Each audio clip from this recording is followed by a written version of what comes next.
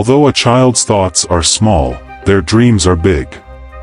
When this child grows up, the most famous man of the 20th century becomes science. Their scientific encounters were so breathtaking that the gentle, bewildered expression and rebellion of her white hair symbolized genius in the popular imagination. This boy is Albert Einstein. Einstein did not pursue goals, but when the spotlight came to him, he chose to use his reputation to advance causes for freedom and human rights around the world. As a sincere humanist, he did not trust office. Independent, dissonant thinking has set aside a scientific legacy that continues to operate to come up with surprisingly original theories about chamber weight. Einstein's parents were secular, middle-class Jews. His father, Hermann Einstein, was originally a featherbed salesman and later ran an electrochemical factory with moderate success. His mother, the former Pauline Koch, ran the family household.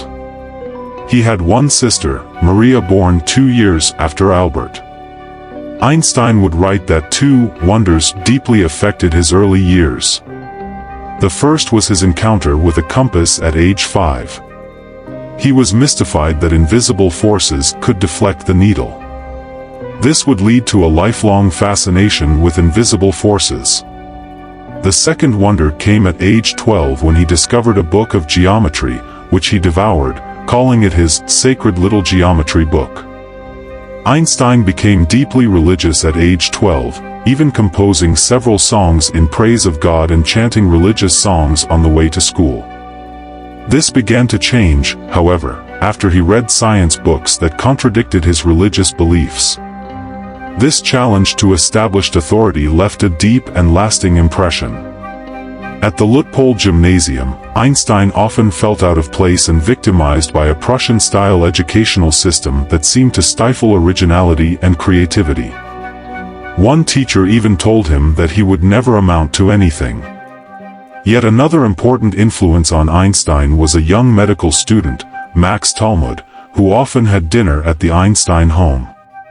Talmud became an informal tutor, introducing Einstein to higher mathematics and philosophy. A pivotal turning point occurred when Einstein was 16 years old. Talmud had earlier introduced him to a children's science series by Aaron Bernstein, Naturwissenschaftliche Volksbücher, in which the author imagined riding alongside electricity that was traveling inside a telegraph wire. Einstein then asked himself the question that would dominate his thinking for the next 10 years: what would a light beam look like if you could run alongside it? If light were a wave, then the light beam should appear stationary, like a frozen wave. Even as a child, though, he knew that stationary light waves had never been seen, so there was a paradox. Einstein also wrote his first scientific paper at that time. Einstein's education was disrupted by his father's repeated failures at business. In 1894, after his company failed to get an important contract to electrify the city of Munich, Hermann Einstein moved to Milan to work with a relative. Einstein was left at a boarding house in Munich and expected to finish his education. Alone, miserable, and repelled by the looming prospect of military duty when he turned 16, Einstein ran away 6 months later and landed on the doorstep of his surprised parents. His parents realized the enormous problems that he faced as a school dropout and draft dodger with no employable skills. His prospects did not look promising. Fortunately, Einstein could apply directly to the Eidgenössische Polytechnische Schule in Zurich without the equivalent of a high school diploma if he passed its stiff entrance examinations.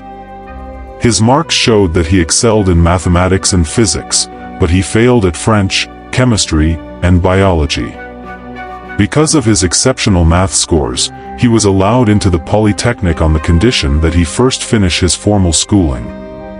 He went to a special high school run by Jost Winteler in Aarau, Switzerland, and graduated in 1896. He also renounced his German citizenship at that time.